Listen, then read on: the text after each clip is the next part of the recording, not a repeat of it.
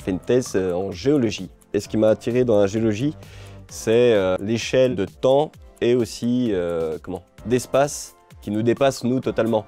On parle en dizaines de millions d'années, voire plus. On parle sur des échelles d'espace de dizaines de kilomètres, voire plus, voire à l'échelle de plaques tectoniques. Et donc, finalement, l'homme n'a pas vraiment d'impact dans tout ça et ça m'a plutôt plu.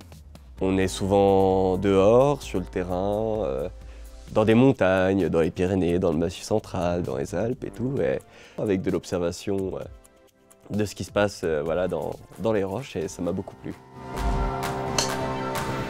J'ai voulu participer à ma thèse en 180 secondes parce que c'est quelque chose qui m'intéresse beaucoup, la vulgarisation scientifique, et je trouve que c'est un super exercice parce que plein de fois, j'ai pas su expliquer des gens ma thèse de manière rapide et concise, donc c'est un bon exercice et j'espère que ça m'aidera pour les prochaines fois qu'on me posera la question « c'est quoi ta thèse ?»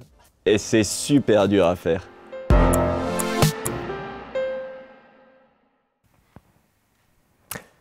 Bonjour les Alpes, bonjour les roches. Je suis content de vous voir. Vous devez avoir plein de choses à raconter avec vos centaines de millions d'années. Et ça tombe bien, parce que j'ai plein de questions.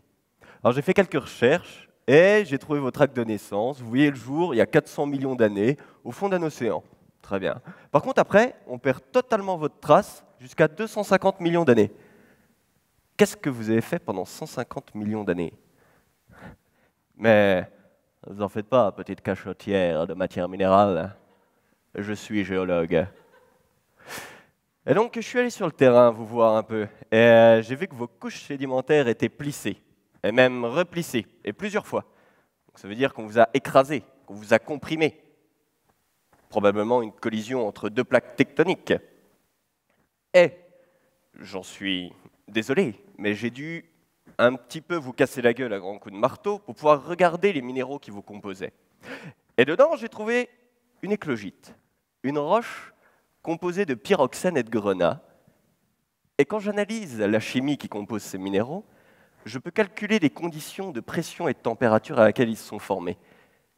Et du coup, je peux affirmer que vous, roche, vous êtes descendu à plus de 60 km de profondeur à des températures qui dépassaient les 700 degrés.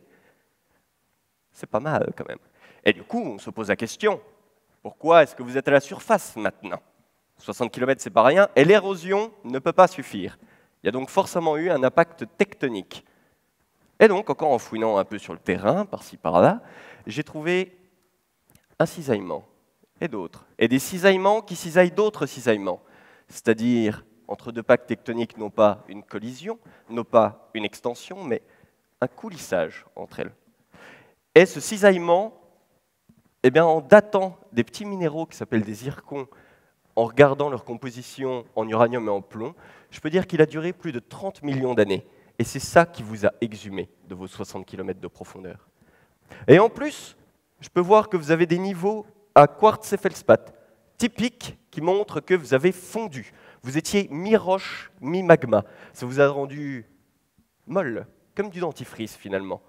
Et donc, ça veut dire que sous les contraintes tectoniques, il devait y avoir énormément de déplacements de matière.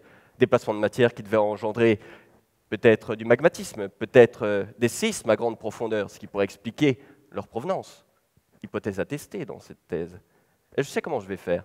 Je vais faire une modélisation tectonique avec un ordinateur, la numérisation, mais je vais rentrer tous les paramètres que j'ai calculés avant sur vous. Et je vais pouvoir tester différents scénarios, différentes théories, comme ça je saurai ce qui se passe dans les profondeurs des chaînes de montagne. Vous avez des secrets, Roche, mais j'ai les moyens de vous faire parler.